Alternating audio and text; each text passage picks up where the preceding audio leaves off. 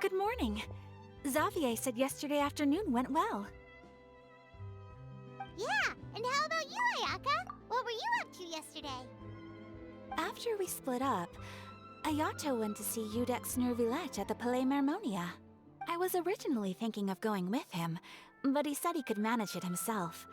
He told me to go see the sights around Fontaine and to enjoy the local culture, so I rode the aquabus with Yoimiya and visited the Opera House on Aranias Island.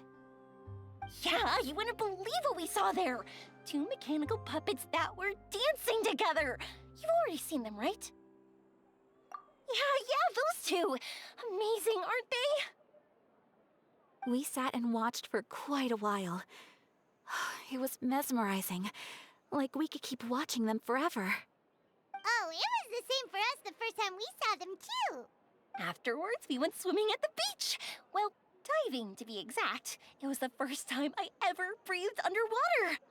I held Ayaka's hand and we counted down together. 3, 2, 1, and then splash! We were...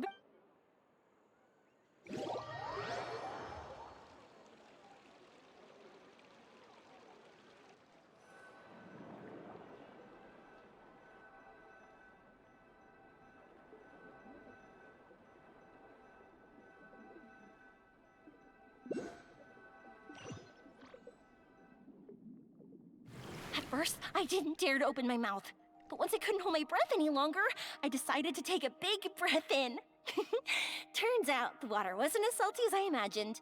It didn't really taste like anything at all. Before I knew it, I was breathing like normal down there. It was an amazing feeling. Ayaka said I was too nervous and needed to loosen my grip. She got used to everything way faster than I did. I knew that the Traveler could do it, so I had no doubt we could do it too. That helped me feel at ease as soon as we dove in.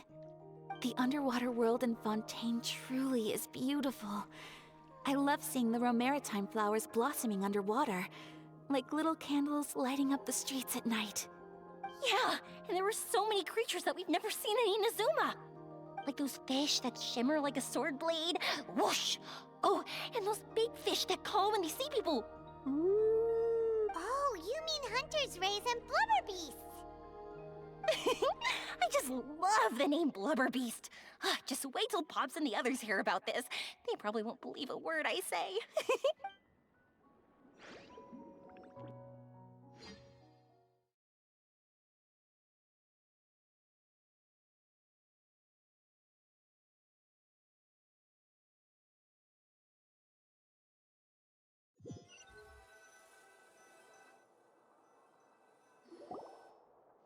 Yoimiya was down there for quite a while.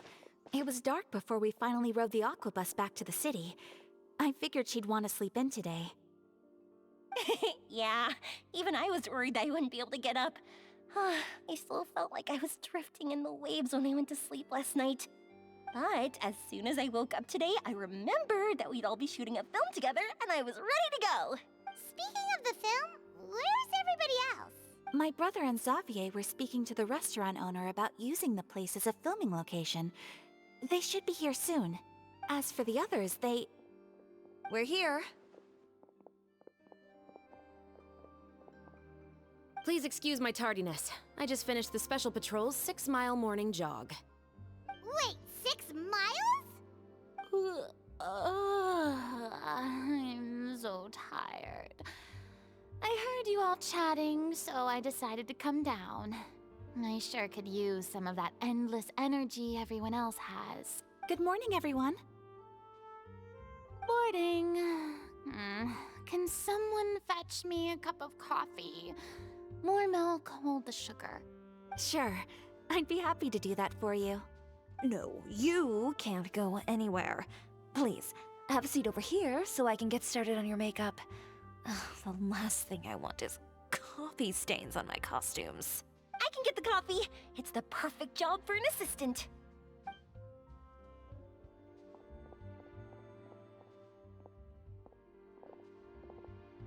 So much energy. Seriously, what's her secret? Oh, Yoimiya's always like that. But you sure look exhausted, Farina. It's because you're not used to waking up so early, huh? Of course not. I spent the whole night reading the novel from cover to cover, marking sections that either need to be omitted or adapted. Wow, Paimon didn't expect you to be so thorough. Well, I was the biggest star in all of Fontaine after all. It takes more than just a pretty face to earn a reputation like that. I know how to get serious when the situation calls for it. I went all out when I was acting as an Archon, so why wouldn't I do the same for my own life? Here's your coffee, Director Farina.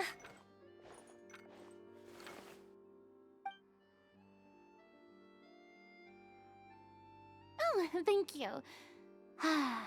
The sound of being called director and the aroma of coffee feels almost as refreshing as hearing the birds chirp. Ah, it seems everyone has managed to arrive on time. We've reached an agreement with the restaurant owner. We are free to use the second floor to shoot our film. Really? That's great! He is really looking forward to our film and hopes that providing his restaurant as a filming location will attract more customers. Well then, Mr. Xavier, I'll leave the rest to you. Okay, thanks. First, I'd like to introduce our new members. This is our prop manager, Veronique. She'll be in charge of all the film's props and items. And this is Bonneau, our lighting technician. He'll be in charge of lighting and illumination to set up each scene's atmosphere. Wow, sure feels like we have some real professionals joining the crew now. First of all, please allow me to first express my sincerest gratitude to everyone in the crew. When my investor informed me yesterday that he wouldn't be able to provide the funds, I really thought that this was the nail in the coffin for this film. I had no idea that I'd find so many people willing to help me on such short notice. Thank you. Thank you all from the bottom of my heart. No need to be so cordial, Mr. Xavier. We're all honored to be a part of this. Your works made a profound impression on me when I saw them back in Inazuma. I am sure that someday, this film will be remembered as a prime example of cultural exchange between Fontaine and Inazuma. Yes, the story is the reason I agreed to join. I can't bear to even imagine what this film would look like without the very best. Anyway, I would like to make a promise to everyone that as the producer of this film, I'll do whatever I can to ensure that everything goes as smoothly as possible. This is not just my film. It also embodies the thoughts and feelings of every person here, as well as the endless effort we are about to pour into it. So, without further ado, the Two Musketeers will officially begin filming now! You may take it from here, Director Farina. All right, listen up, everyone. The first scene takes place when the two young musketeers are living at the Baron's home, still unaware of all that is about to happen to them. We'll need props and lighting to set the scene. Our lead actors can go get their makeup done, and extras, please take this time to go over your positions. Whoa, seems Farina's really kicking things into gear as the director. Is everyone clear? I don't want anyone traipsing around the set like umbrella finches. All right, cameras will start rolling as soon as the set is ready. Let's make a film that'll make some serious waves in Fontaine. Not the kind of waves that drown people. I mean... Seems like she's still a bit traumatized by that. Anyway, let's go see if there's anything we can...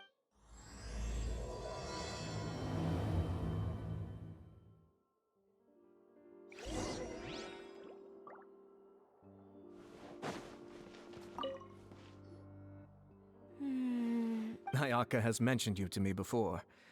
She said that you two were great friends when you were kids. No talking. I'm thinking about how to... Ah, yes. To help me really look the part.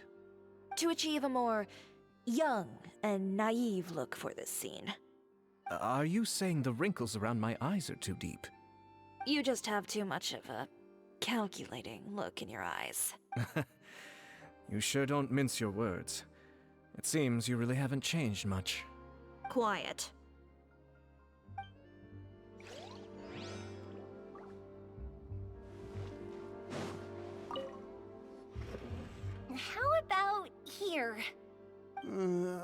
more to the left.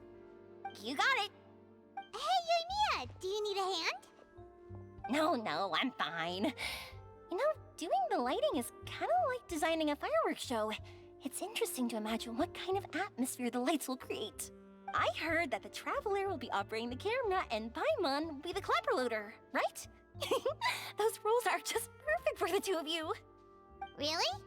Is that because it'll be easy for Paimon to hold the clapperboard while flying? Well, sure, there's that, but that's not exactly what I meant.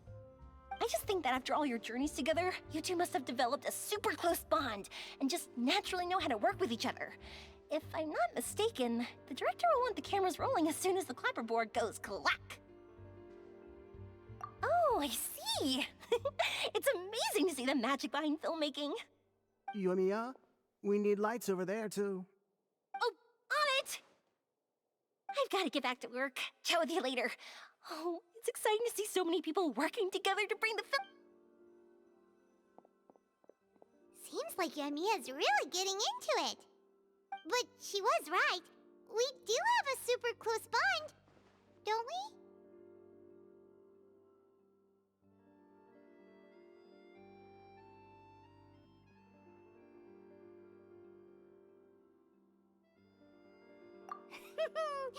Paimon's really happy to hear that.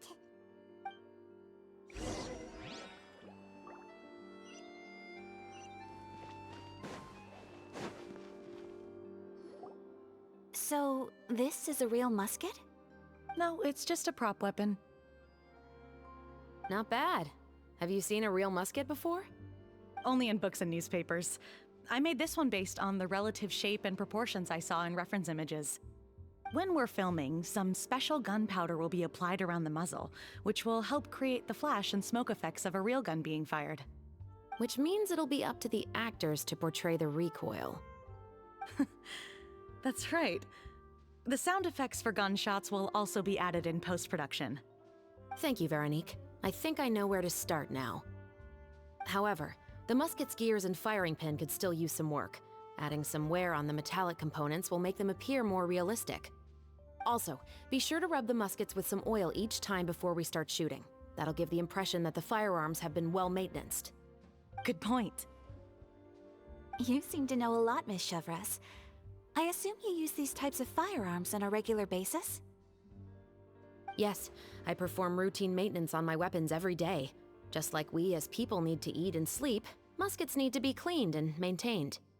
I also perform similar care for my sword every day, and familiarize myself with its shape and weight, to the point where it feels like a natural extension of my body.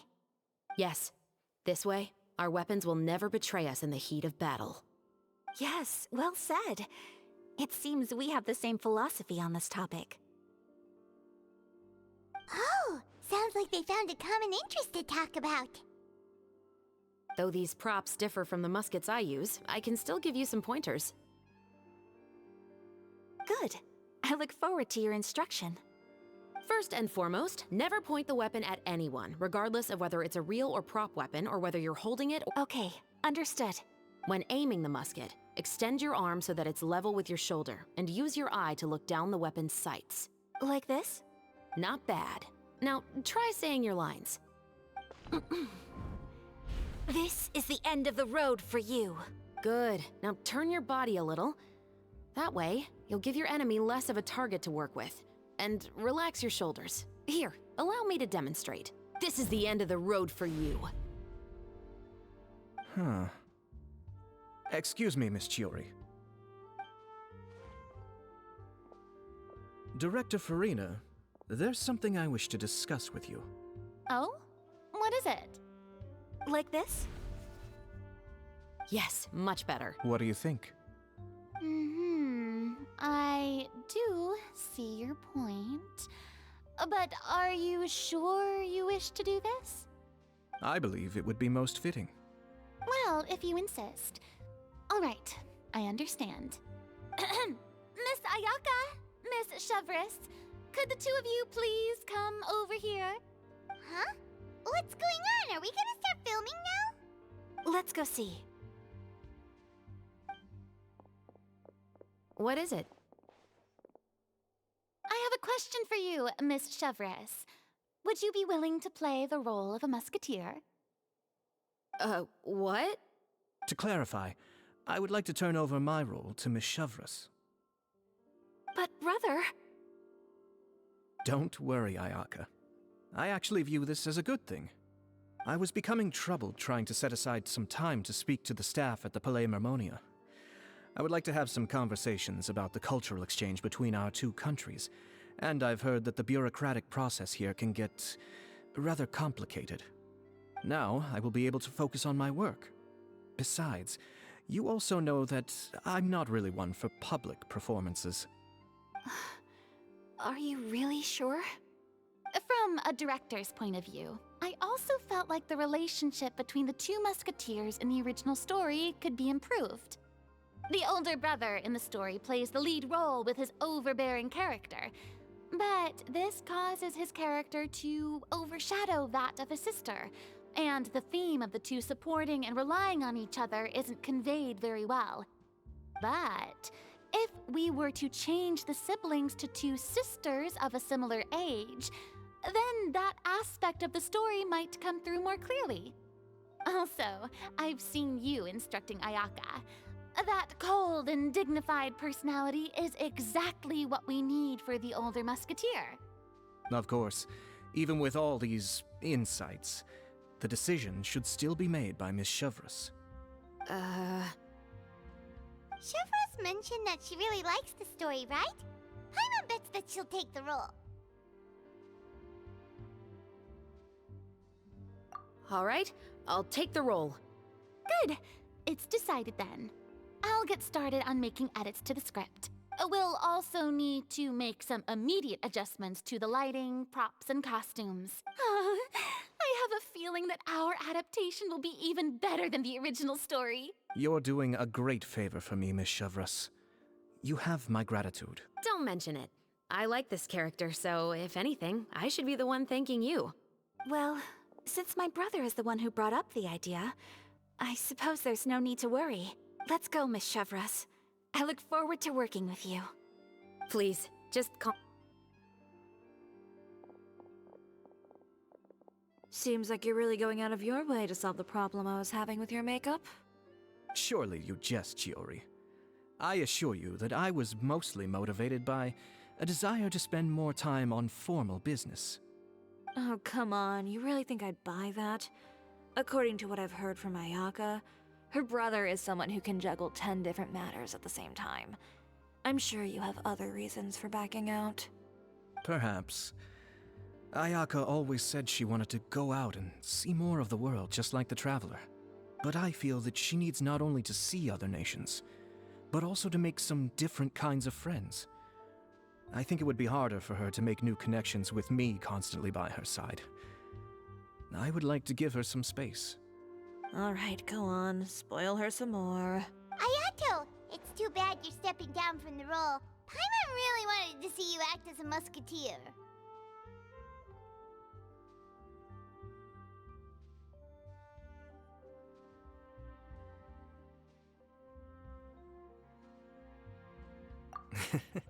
No need to poke fun at me. I'd wager that you also felt that I wasn't the best candidate for the role. It's a little hard for Paimon to imagine you saying those lines.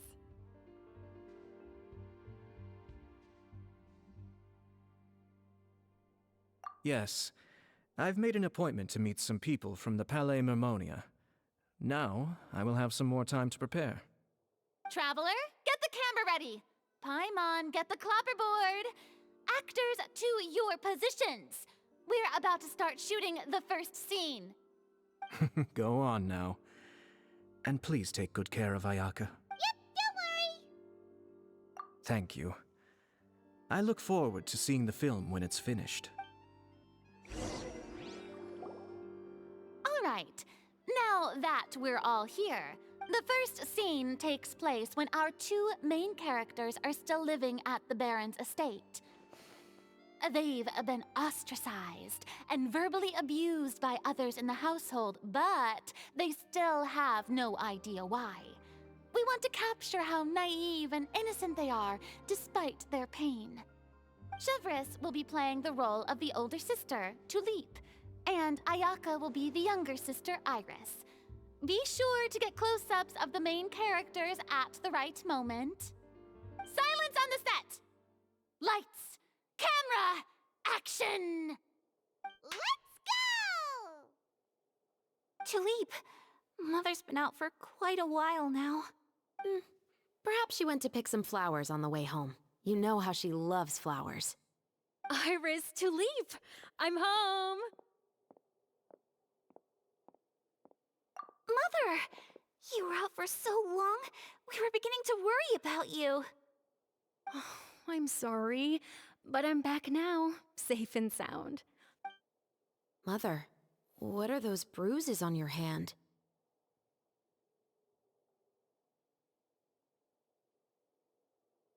Huh? What bruises? Oh, I must have bumped into something while I was working yesterday. But I didn't notice them this morning. Then perhaps they're from when I accidentally tripped when I was out just now. By the way, did you have fun playing at home? What's the matter, Iris? Well, we've realized that no one really wants to play with us. They even took Iris's doll and spat at us. And they even called us names. They said we were... Shh. It's all right. Don't worry. Girls, listen to me. It doesn't matter what anyone says. Don't listen to them. No one can define you with such words. You both have wonderful lives ahead of you. Just like your names. You will both blossom like beautiful flowers. Maybe your time to blossom hasn't quite come yet, but one day, you two will bloom more beautifully than anything else. Don't let the soil you're in now ruin your future beauty. Understand? My dear daughters. And cut! Not bad. The actors' emotions were all on point. Let's keep that take. Also, if our clapper loader could avoid shouting at the start of the scene next time. Oh, got it. Great. I was a little worried. I felt fine. The lines weren't too difficult at all. Seems like Farina must have adapted the role nicely. You two were great. I couldn't tell it was your first time acting in a film. You should have more confidence. Thank you for your encouragement. Positions, everyone! We'll move on to the next scene after we try a few more camera angles.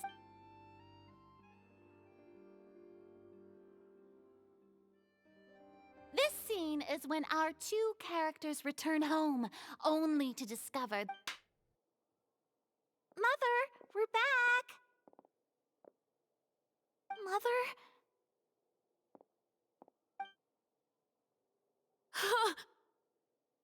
What's wrong, Tulip?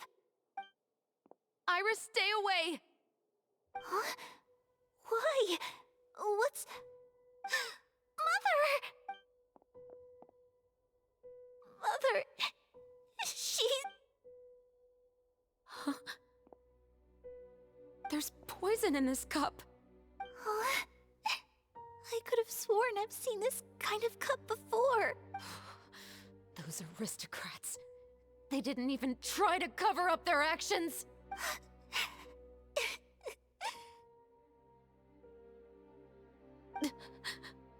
Iris, we need to leave this place. Leave? But now that Mother is gone, where can we even go? Anywhere. All I know is that we can't stay in this house. But are we just going to let them get away with this? We'll have our revenge, I promise you. Just not right now.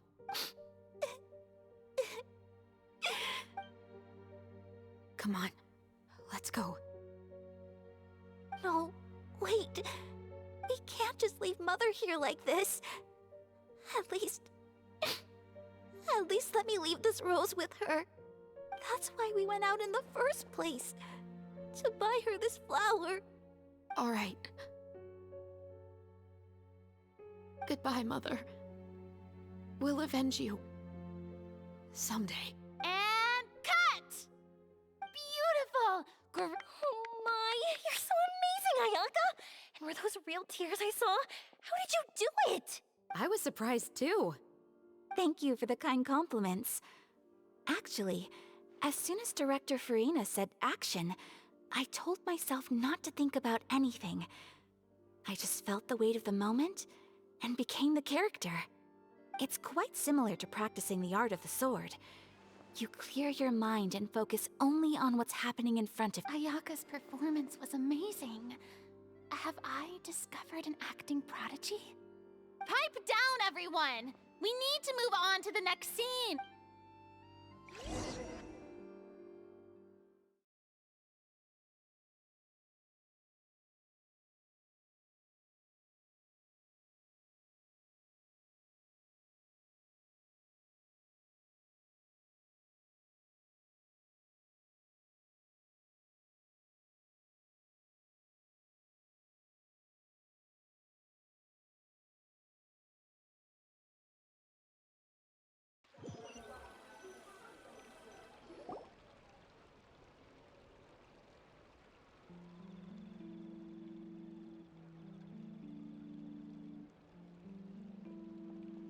Huh?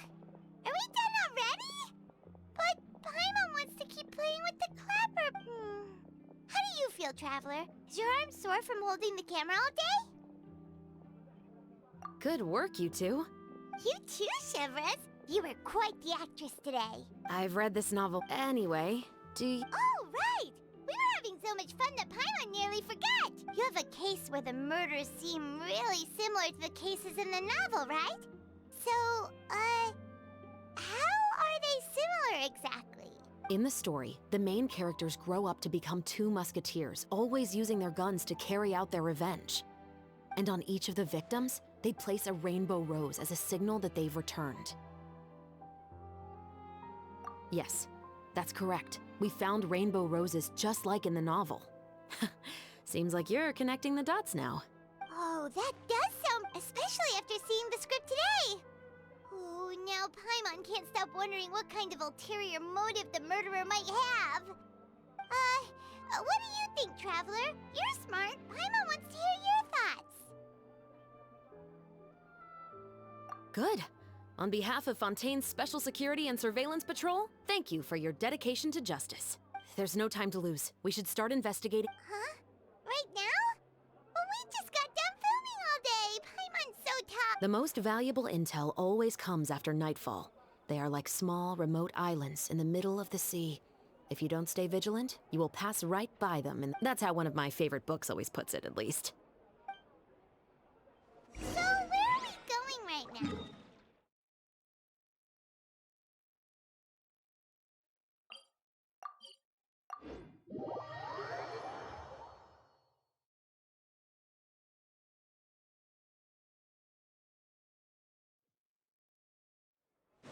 Let's start by checking out some workshops that sell mechanical components.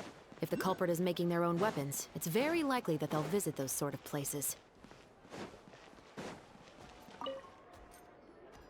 Welcome to LeChaux's Clockwork Workshop. Hello.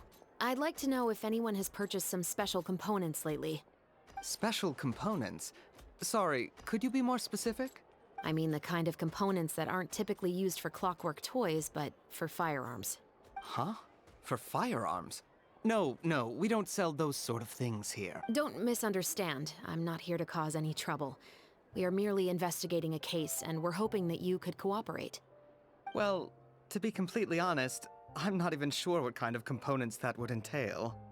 Has anyone ever purchased components here as an individual rather than on behalf of an organization? We have a lot of customers who buy toys, but those who buy components are all regular customers who buy in bulk on behalf of their organization. Is that so? I understand. Thank you for your cooperation. You're welcome. It's the least I can do.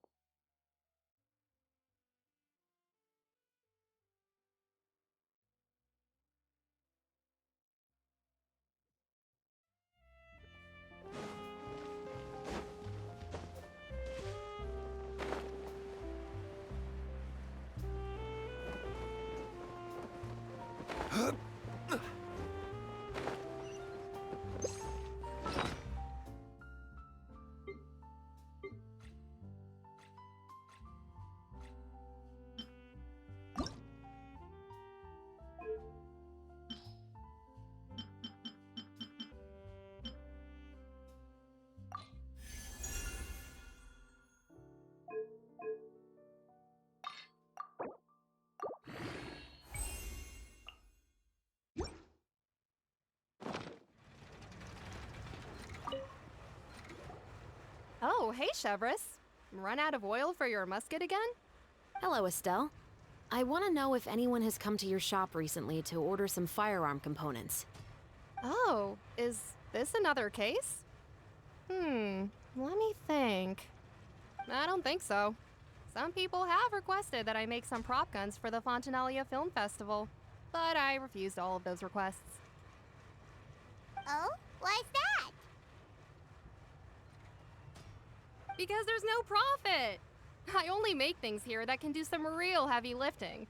I don't have the energy to make some new molds just for the festival. Then has anybody come specifically looking for mechanical components? Well, I usually sell off my scrap to the Fleuve Cendre. I don't typically give them to one specific person. I understand. Thanks for your cooperation. Don't mention it. Always happy to have the Musketeers' patronage. Seems like we haven't found any leads to go off yet. Yeah, unfortunately. All right, let's head to Fleuve Cendre next. Huh? Are you sure? People might not be so thrilled to see the captain of the special patrol there. You think so, huh? Then I guess you don't know. Huh? Know what? That I grew up in Fleuve Cendre.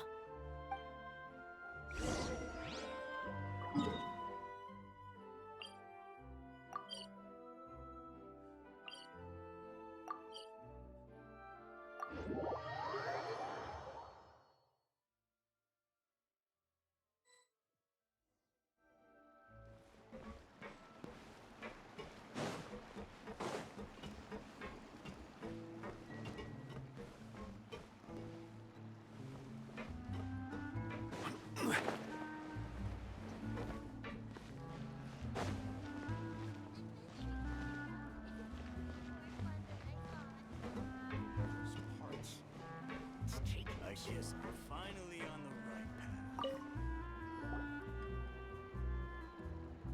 It's been a while, Tetro. Please, just get on with your request. I want to know if you've heard anybody talking about Musket. Information isn't free, you know. I've heard that bandits have been extremely active in the countryside recently, and they've been affecting the delivery of goods to Poisson.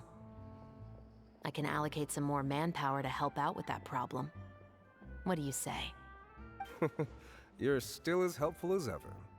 One of our men got drunk at dinner about a month ago and lost his gun. 3 days later, it turned up in the corner here. What's weird about that? He just forgot where he put it, right? This is Fleuve Cendre, my friend. Anything of value left in the tavern won't ever make it to the next day. But that gun turned out to be an exception. It didn't get any new wear and tear on it, and didn't even appear to have been fired. We were quite mystified as to what could have happened. I suspect it came back because the weapon was already known to the guards. You mean, a criminal was afraid the Marechaussee Phantom would use the shot marks to track them down? Maybe. But if that's the case, the culprit really took great care to avoid getting caught. I didn't say anything about a criminal. In Fleuve Cendre, knowing who was killed is as easy as knowing what clothes you're wearing today. It's the guy living in the east side, isn't it? I've never liked him. Every time he's here, he just orders a drink and sits there with a nasty look in his eyes. So, who was the one who lost the gun in the first place? Don't bother. Even if you ask, he wouldn't admit to owning a gun to some strangers. Not to mention the captain of the Special Security and Surveillance Patrol. He's right. I know you grew up here, Chevrolet. Even though you're on good terms with the Spina, you've still been gone too long. Not many people know you here now, and a lot of people don't like the Special Patrol. I know.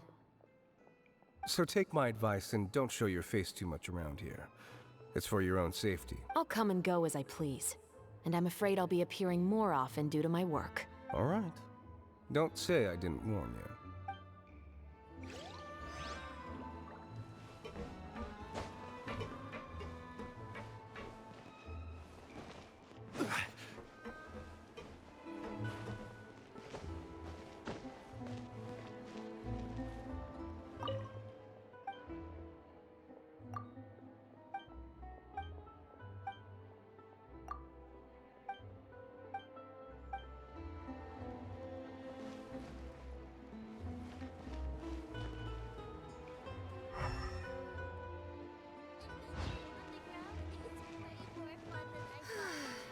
people here really need to get more sunlight.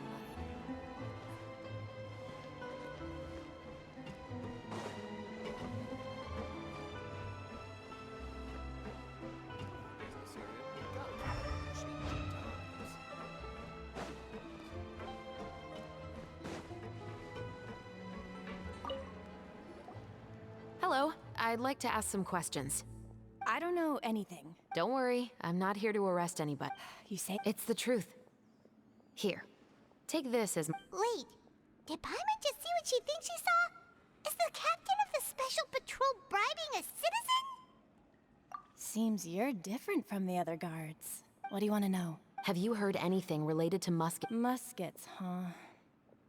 All I know is that about 2 weeks ago, we started hearing... Were they gunshots? Possibly. It's hard to tell around here. Someone's house collapsing, a pipe exploding somewhere. It's all the same. Do you know where the noises were coming from? I don't remember clearly. Is it that you don't remember? You tell me. Then please. She's giving her even more Mora! The noises came from the end of the Southern Waterway. I came out and had a look for myself when I wasn't sleeping well, but I didn't dare get too close. That's all I know. All right, I'll take your word for it. Thanks for the pâte de fruits.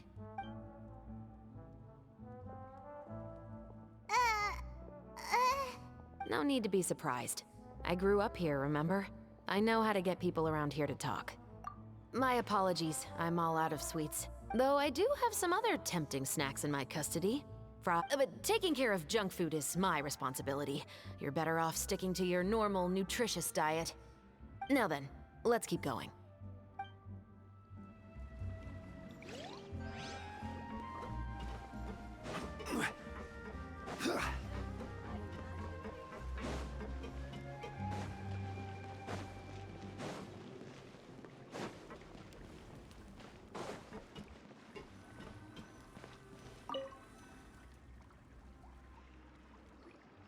What's all this? Some broken planks and barrels, as well as some liquor bottles? Yes, but have a closer look, Paimon. Hmm? Even though somebody has purposefully tried to clean them up, these are obviously marks from musket bullets. In other words, someone was here trying to improve their shot. They were using the barrels and bottles for target practice. Could it have been the killer? Your guess is as good as mine. Although many people at Fleuve Cendres own guns, few hide the fact from others. And even fewer would go to such lengths to hide markings from practice shots. Anyway, let's go.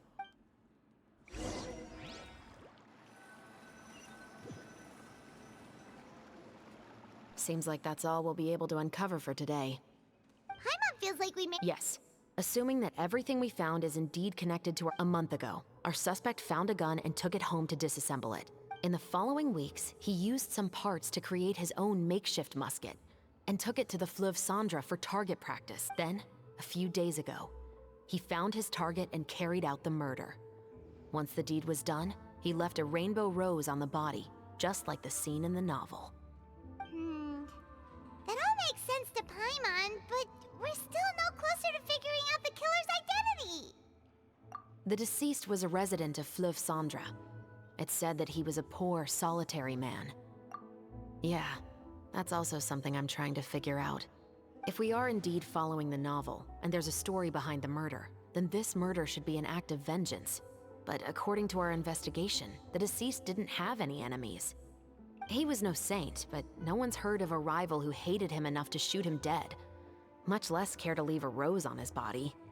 What message is the killer trying to convey, and to whom exactly? We've thoroughly investigated that possibility. He claims to have spent the whole day at the Opera House on the day of the murder, and the staff there have confirmed his account. Okay, so he has an alibi. Not only that, he lacks a credible motive as well. He has a family of his own, and both of his parents are still alive. I've looked into his records. He was adopted at the age of 6, and all the proper procedures were followed. There are also records of him at an orphanage before then. In the story, the mother of the 2 musketeers was murdered after the children turned 10. Of course, he could have changed the children's ages, but I don't want to assume anything without evidence. More importantly, I've also had a chat with him in person. He didn't seem like the kind of person who would pull the trigger to kill a man. Then, what should we do now? We have all this new information, but it doesn't help us move forward. Investigations take time. I didn't expect us to catch the culprit in just a single day. How about this? Let's spend the next few days filming with the crew. We can continue the investigation once we're done with the film. I'm sure that given time, new leads will present themselves. Wait, but weren't you saying Intel is like small, remote islands in the middle of the sea just a moment ago? Wouldn't you just miss them if you were to stop looking? Ah, but the book had more than one reference to the islands, Paimon. Oh? What else did it say then? As long as you spend enough time sailing through the fog, you'll eventually come across an island.